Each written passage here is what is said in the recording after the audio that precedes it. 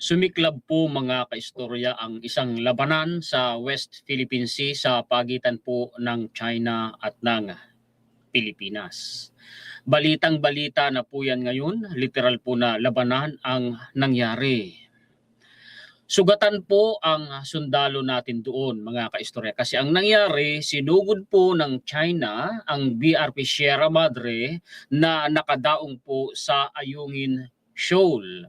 Ang ginawa ng ating mga sundalo na nakadistino po sa BRP Sierra Madre ay hinarap nila mga kaistorya ang China. Sinika po nila mga kaistorya na maitaboy. Ang nangyari po mga kaistorya, nasugatan sa ulo pa naman ang tama nung sundalo po natin. Dapat nating palakpakan mga kaistorya ang mga bayani natin na sundalo sa West Philippine Sea. Ang kakaiba po dito sa pangyayaring ito mga kaistorya, sa wakas po ay kinundina na ni Senator Robin Padilla ang kawalanghiyaan po ng China. Aba ay kung ganyan ang ginawa ni Senator Robin Padilla sa pagkakataon pong ito, papalakpakan ko po si Senator Robin Padilla. Sabi niya po mga kaistorya, literal, sumusubra na ang China. Ay matagal na pong sumusubra talaga ang China, mga kaistorya. Ang masaklap pa, pinalalabas ng China na tayo po mga kaistorya ang nagsimula ng gulo. At base pa sa depiction nila, biktima sila at sila pa ay nagpakabayani na akala mo bagay napakabait nila. Naku, yun na nga ba sinasabi ko sa kabulastugan ng China talaga sagaran ng pagkasinungaling at kawalanghiyaan. Yan po ang pag-uusapan natin ngayon mga kaistorya. Bakit ko ba gagawan ito ng content? Actually kahapon pa dapat. Kaya lang ay naubos ang oras natin kahapon mga kaistorya. Ito yung sinasabi ko sa inyo kaya ako gagawa ng content dahil ang sabi ko 'di ba sa inyo ang mahalin natin ay Pilipinas. Kasi ano't ano man ang mangyari sa bansa natin, damay-damay po tayong lahat. Okay, ipakita ko po sa inyo mga kaistorya muna ang ating mga references. Pagkatapos po ay ipapakita ko sa inyo yung footage po na kung saan nagharap talaga ang puwersa ng Pilipinas at ng China doon po sa Ayungin Shoal. Ito muna, yung sinasabing sugatan ang sundalo natin. PH Navy po yung sundalo natin doon. Kasi nga inactive service po yung BRP Sierra Madre kahit ganun po iyon. PH Navy personnel injured after China Coast Guard baton attack at Ayungin Shoal. Hinampas sa ulo. Yung sundalo natin, ayan yan, hindi nga, blur nga lang kasi nga po mga kaistorya, bawal po yung ganyang mga images. Mabuti na lang blur nila kasi sa YouTube bawal din po yan ipakita. Ngayon, ipakita ko sa inyo literal yung pong footage. Sana hindi ako dito kumbaga mag-ground ni YouTube kasi medyo may kunting sa footage na ito mga kaistorya. Anyway, subukan kung pagka na-detect ni YouTube na sabihin niyang bawal, di ikakat ko yung part na pinagbabawal nila. Pero sana ay hindi naman galing ito mismo mga kaistorya sa Facebook page po ng China. Ang pangalan ay China Military Bugle. Okay, sige, play natin. Nakikita ninyo mga kaistorya, palitin kung kunti, baka ako'y madali.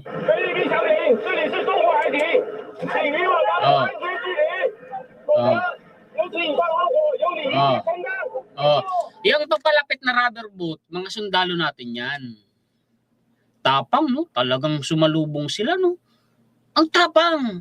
Ang problema na outnumbered sila, dihado sila sa numero kasi ilan lang sila Itong nakasakay sa speedboat ng China, take note bukod sa maliit ang sinasakyan ng mga sundalo natin dahil rubber boat lang, dyan pa lang dihado na sila, kukunti pa sila. Itong mga China Coast Guard na to, ang dami niyan, speedboat ang sinasakyan nila. Kaya dihado yung puwersa natin Tuloy natin. Pero kahit dihado, tapang sumasalubong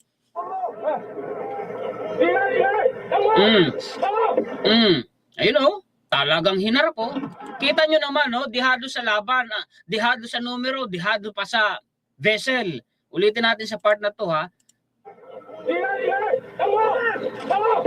Ayun talagang sumalubong. Naghahampasan na. Tapang ni tapang ng sundalo natin na to. Mabuhay ka, kabayan, mabuhay ka. Sir, napakatapang mo. At sulo lang siya, pero talagang lumalapit.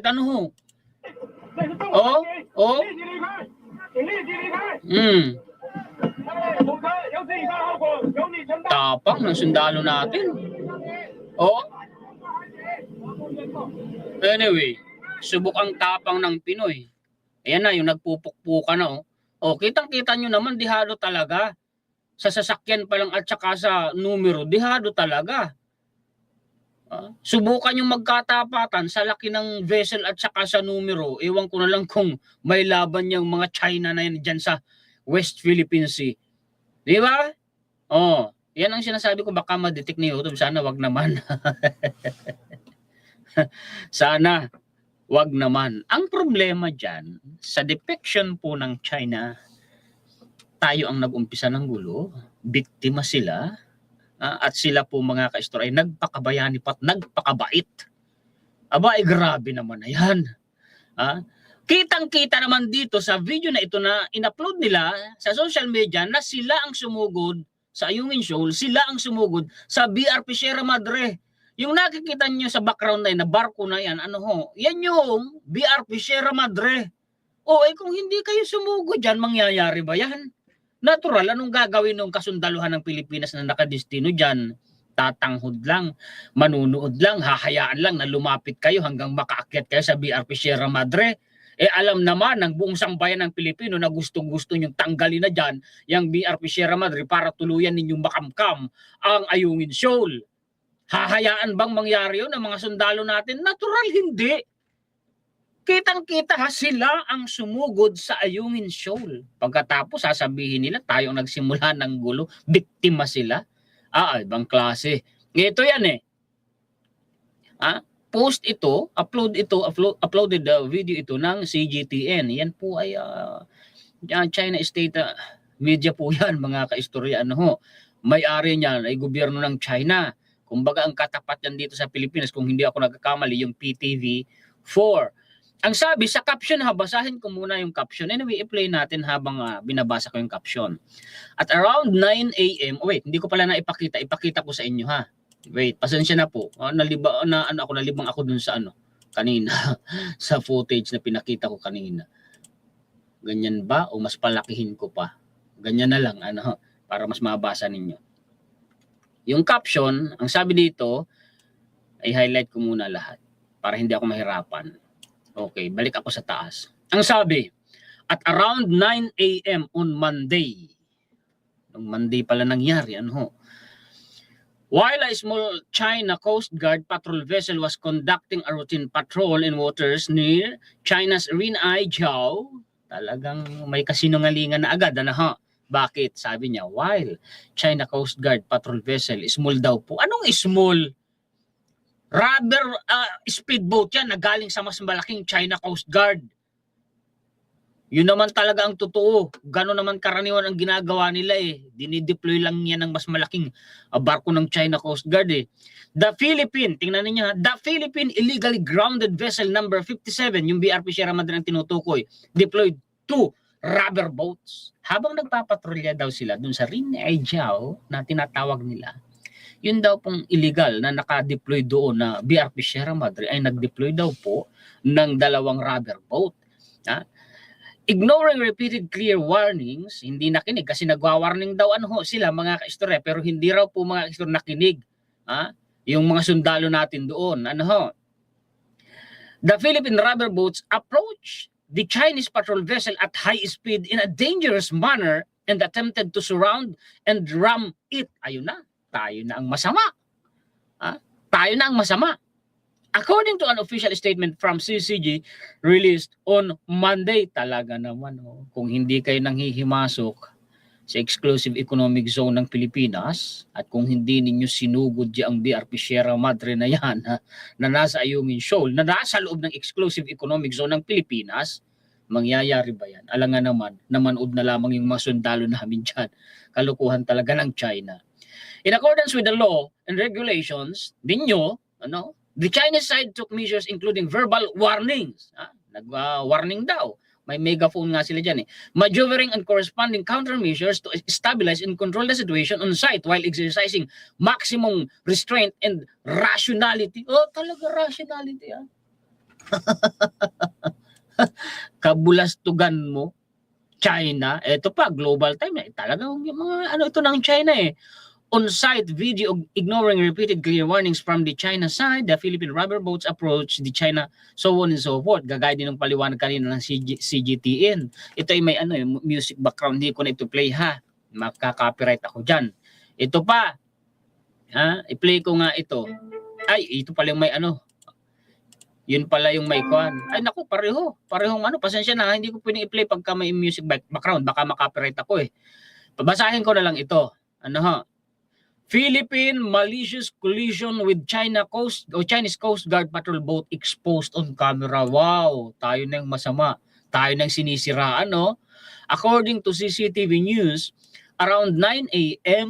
on July 20, the Philippine illegal sitting on the sand, vessel 57, released 2 rubber boats. Ganun din kanina yung paliwanag. Yan na talaga, itong propaganda na ito ng China. Talagang kinakalat nila to sa social media. Makikita nyo talaga to. Ganyan po kawalang hiya. Ganyan po kasinungaling ang China. Ganyan sila kagarapal. Uulitin ko mga kababayan ko, ang mahalin natin ay ang Pilipinas. Ipaglaban natin ay ang Pilipinas. Kasi ano't ano man ang mangyari sa bansa natin, kawawa tayong lahat. Ito pa, tingnan niyo ha. China military bagel. On the morning of July 21, ito na, bayani na sila dito ha. Bayani na sila rito. On the morning of July 21, out of humanitarian consideration, the Chinese side permitted the Philippine side pinayagan daw ng China na mai-transfer daw po natin yung nasugatan nating sundalo doon sa iyong insyol. Kagagawa nila, hinataw ng China Coast Guard nila. Isinakay daw po sa shuttle boats mula sa BRP Sierra Madre na naka-illegally grounded daw po dun sa Rinay, Jiao. No, talaga, bayanin na sila dito ha. The China Coast Guard inquired and verified the Philippine boats and monitored the whole process. The CCG will continue to carry out rights, protection, and law enforcement operations in accordance with the law. In accordance with the law, labag na labag nga sa international law yung ginagawa ninyo. Ayan na bayanin na sila. Kumbaga mga ka-istor, ang bait-bait nila. Kasi pinayagan daw nila na yung nasaktan nila, nasugatan nilang sundalo natin ay mai-transfer. Para kung magamot. Bayanin na. Di ba? Tuloy. Ito pa. Chinese Embassy, Manila. Kita na ninyo. Yung ambassador ng China, ipinatawag na po yan ni PBBM. Kakausapin. Dapat magpaliwanag siya dito. Ito, fake news na naman ito. Propaganda na naman ito na ikinakalat ng ambassador ng China dito sa Pilipinas. Anong sabi na rito? Tayo na raw po yung nag-umpisa ng laban eh. Tayo raw nag-umpisa ng gulo. Pagkatapos tayo pa raw mga kaistorya yung playing victim. Kunyari tayo pa daw yung biktima. Kita na ninyo, baliktad na, binabaliktad na tayo. Sabi, you can't start the fight and then play the victim. Look at the videos. Kita na ninyo. O tingnan ninyo ang video, international community. Please look at the video. Kung sino ba talaga ang nagsimula. Video 1, the Philippine side initiated the provocation. O tina, tayo na daw ang nag-provoke, no? Tayo na daw ang nag-provoke. And its personnel struck first using paddles, long poles, and other objects to maliciously attack Chinese law enforcement officers. Sa video, kayo ang nag-umpisa. Ayan ang video. Ayan ang BRP Sierra Madre. Pinasok ninyo. Illegal kayong pumasok dyan. Nasa loob yan ng exclusive economic zone ng Pilipinas. Kitang-kita sa background mismo ng video na nangyari yan mismo sa gilid ng BRP Sierra Madre. Ipinipilit nila yung kasinungalingan nila eh. Ipinipilit nila. Mangyayari ba yan kung hindi kayo sumugod diyan, hindi naman hahayaan lang ng mga sundalo ng Pilipinas na makalapit kayo sa BRP Sierra Madre. Normal yun. Baliktarin natin ang sitwasyon. Kung ang Coast Guard Coast Guard personnel ng Pilipinas mag-deploy ng speedboat at lumapit sa warship ninyo, kasi warship yung BRP Sierra Madre, papayag ba kayo na makalapit lang ang vessel ng Pilipinas na may sakay ng mga Coast Guard ng Pilipinas? Papayag ba kayo na makalapit lang sa warship ninyo? Ano gagawin ninyo? Tatanghod lang kayo, titingnan lang ninyo, hahayaan lang ninyo makalapit? Of course, hindi. Of course, magdi-deploy din kayo ng sundalo ninyo. Di ba? Di ba?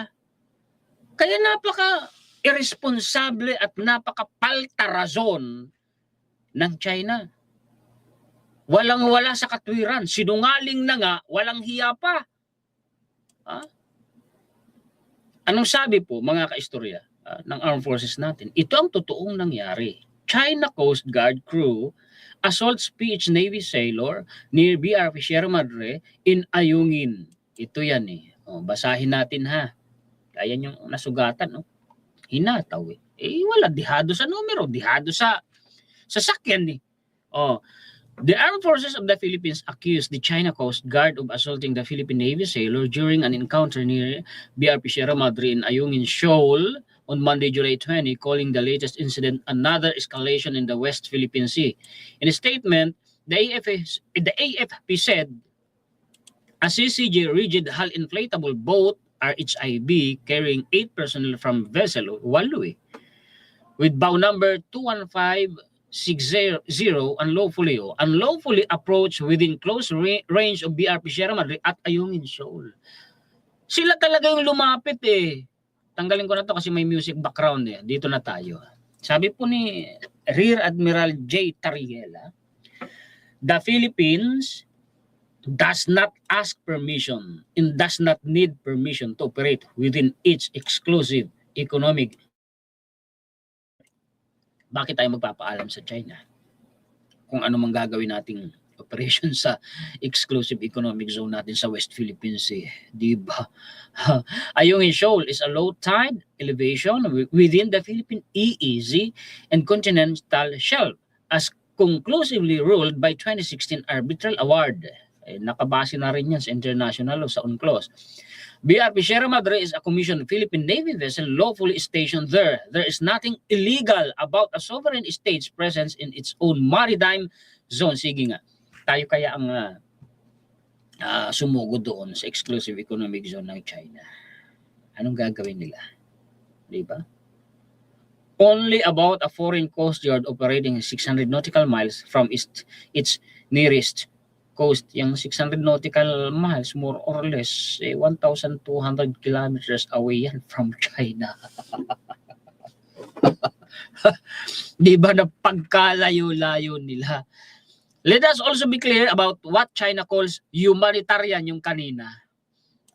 The personnel evacuated by the Philippine Coast Guard were injured because a China Coast Guard crew member struck a Filipino sailor. Kita ninyo kanina. Kumbaga pagkabait-bait nila, pinayagan pa daw nila. Kumbaga nagpakabayani sila. Mangyayari ba na masugatan yun kung hindi rin kagawa ng China? Diba? Diba? Mga kaistorya, dito tingnan nyo, makikita nyo kung gaano kadihado. Diba?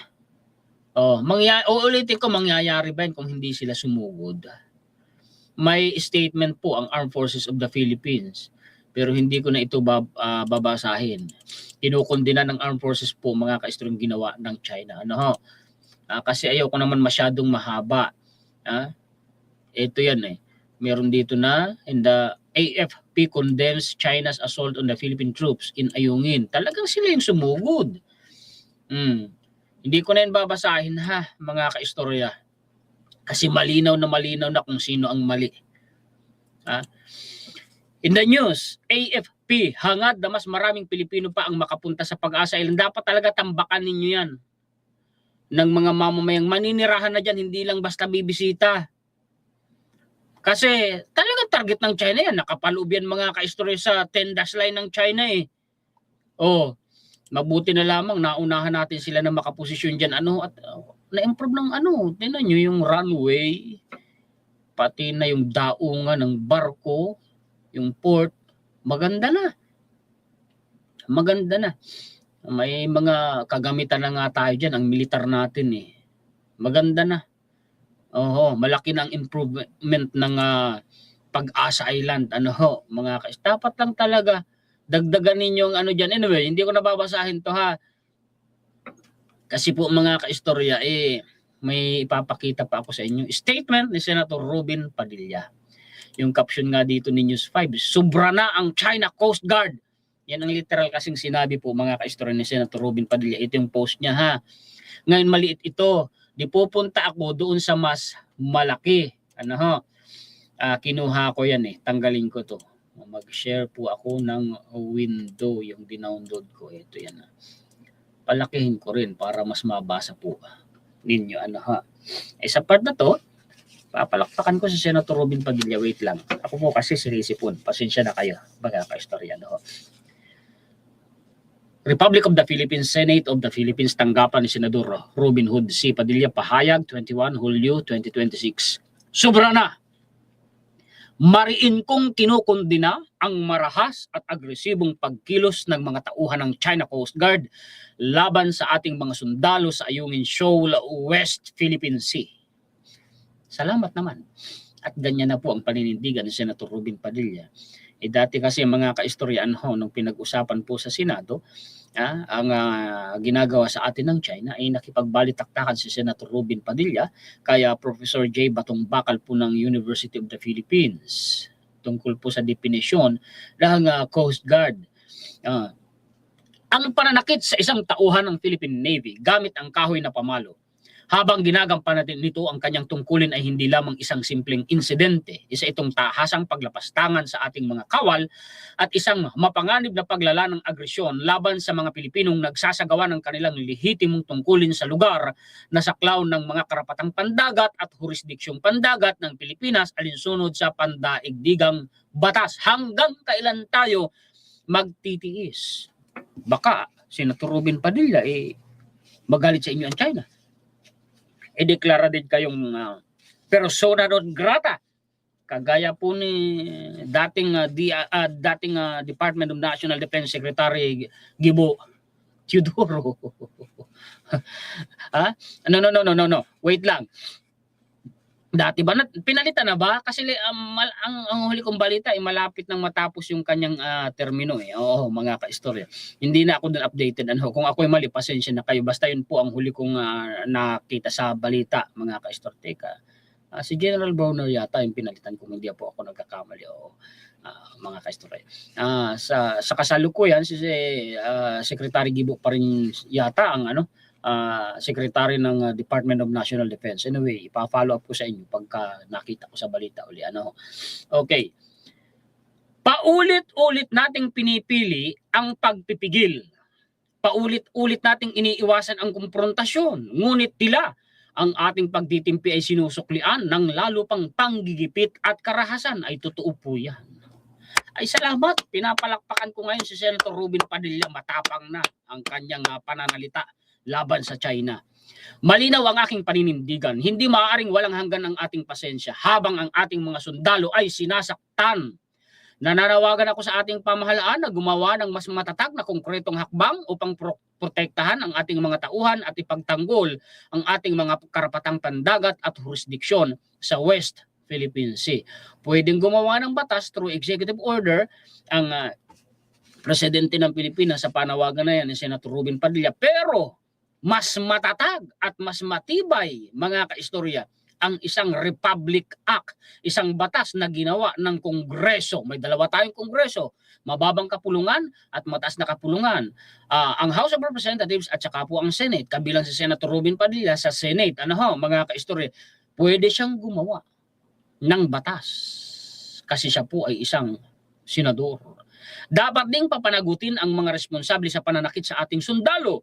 Hindi sapat ang paulit-ulit na protesta kung patuloy naman ang ganitong mga insidente. Buong saludo ako sa ating mga sundalo na nananatiling disiplinado at profesional sa kabila ng matinding provokasyon. Ngunit huwag nating isipin na sila ay basta umatras o nagpaapi Hindi, lumaban nga po. Kahit mas kaunti ang kanilang bilang at walang dalang armas, take note ha, kaunti ang bilang at walang dalang armas, totoo naman, nakita natin sa footage, buong tapang nilang ipinagtanggol ang kanilang sarili at ang ating mga lehitimong karapatang pandagat sa lugar. Palakpakan natin mga sundalo natin sa West Philippine Sea. Mabuhay po kayo. Sa harap ng mga pamalong kahoy ng China Coast Guard, wait lang, titigil muna ako. Bakit ba baston ang dala ng China? Hindi baril, hindi kanyon, hindi bomba, hindi missile. Yan ang katotohanan na hindi totoo. Tayo po mga kaistorya, kagaya pananakot sa atin nung ilang mga kilalang personalidad sa politika na tayo raw po ay gigirahin ng China. Ayan ang katotohanan kung sinungaling sila. Takot mag-umpisa ng giyera ang China kasi kung hindi yan takot, noon pa sana yan nagpaputok. Hindi nagpapaputok, bakit? Alam nila, pag nag-umpisa silang magpaputok gamit ang anumang armas gaya ng barilo, kanyon man, alam nila, giyera na yun. Alam nila, matitrigger na yung Mutual Defense Treaty natin sa Amerika. Alam nila, ang makakalaban na nila, Amerika. Alam nila, pag ang Amerika kumilos, buong mundo makakalaban ng China. Yun ang iniiwasang mangyari ng China. Eh bakit naman sagwan din ang pamalo ng mga sundalo natin, Juan Historiador? Kasi nga iniiwasan natin mga kaistorya na mabalita at makita ng international community na tayo ang nag-umpisa ng putukan. Pagka ganun kasi mga kaistorya, para na nating pinatutunayan sa mundo na totoo ang ibinibintang natin sa China. Sana po naintindihan natin. Okay, tuloy tayo dito. Sa harap ng mga pamalong kahoy ng China Coast Guard, ginamit nila ang anumang mayroon sila, maging ang kanilang mga sagwan, upang ipagtanggol ang kanilang sarili at panindigan ang kanilang tungkulin. Hindi sila nagpaawa, hindi sila umurong, tumindig sila bilang mga sundalong Pilipino. Kitang-kita natin kung gaano katapang sundalo natin. Hindi tumakas, hindi umurong. Yung sundalo nga natin, yung kaisa-isang sundalo na nakasakay sa isang rubber boat ay talagang humaharap, sumusugod, di ba? Ngunit tungkulin din nating tiyakin na hindi sila paulit-ulit na inilalagay sa panganib ng walang sapat na proteksyon at suporta mula sa kanilang pamahalaan. Hindi ako sang-ayon sa digmaan, ngunit hindi rin ako sang-ayon na ang paghangad natin ng kapayapaan ay abusuhin at ituring na kahinaan. Tama! Ngayon, bumibilib ako kay Senator Robin Padilla sa mga sinasabi niya ito. Kasi punto por punto, matapang, kumukondina sa China. Tama lang po yan. Sumusubra na ang China Coast Guard. Kita ninyo, sabi ko sa inyo, literal na yun ang sinabi po ni Senator Robin Padilla. Naniwala na kayo? Kapag Pilipino ang sinaktan, hindi maaaring manahimik ang Pilipinas. Kapag ang ating mga sundalo ang inatake habang ginagampanan ang kanilang lehitimong tungkulin, dapat tayong manindigan. Ang aking paninindigan ay para sa Pilipinas. Salamat naman kung ganun. Para sa ating mga sundalo. Salamat ulit po. At para sa dignidad ng sambayanang Pilipino ay salamat ulit sa ikatlong beses po. Kung ganun, sa pagkakataong ito, uulitin ko. Kudos kay Senator Robin Padilla. Pinapalakpakan ko siya. Ganyan ang gustong-gusto kong marinig sa mga opisyal ng gobyerno natin, mga kaistorya, na paninindigan. Kasi kapag nakikita ko na yung mga opisyal ng gobyerno natin na nagtatanggol sa Pilipinas ang inaatake, verbal man yan, social media man yan, nasasaktan ako. Kasi Pilipino po ako, mga kaistorya. Ayaw ko po, mga kaistorya, ng Pilipinas inaapi. Wala po sa puso at dugo ng Pilipinas ng mga Pilipino ang nagpapaapi. Ang damdamin kasi at puso ng mga Pilipino, pag naaapi tayo at nasasaktan, nag-aalimpuyo yung damdamin natin kasi ayaw nga natin na tayo inaapi. Subok ang lahi natin sa ganyan. Ilang banyaga na ba ang sumakop sa atin at nilabanan natin? Espanya, Japan, Amerika. Lahat yan nilabanan natin. Insurhensya, makakaliwang grupo, 5 dekadang nilabanan na ng gobyerno natin, ng mga sundalo natin. Ibig sabihin, ayaw ng mga Pilipino na inaapi. Salamat naman. Nakikita ko kay Senator Ruben Padilla ngayon ang pagmamahal sa bansang Pilipinas, sa sambayan ng Pilipino. Nakikita ko sa kanya ngayon ang pagka-Pilipino. Mabuhay po kayo, Senator Ruben Padilla. Ganyan ang gusto kong marinig sa kanya. At sana manatiling ganyan ang paninindigan po ni Senator Ruben Padilla. Yan po mga kaistorya, ang mga balita, impormasyon, komentaryo, kritisismo, opinyon, reaksyon na may ibabahagi sa inyo ngayon ng inyong lingkod. Pakishare po at pakilike mga kaistorya. Maraming salamat sa inyong mga sulit kaistorya sa buong mundo. Mabuhay po kayo. Shoutout po sa inyong lahat.